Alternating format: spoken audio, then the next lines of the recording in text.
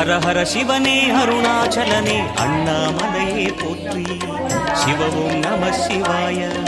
சிவ சிவ ஹரனே சோணாச்சலனே அண்ணாமலையே போற்றி. ஹர ஓம் நம சிவாய.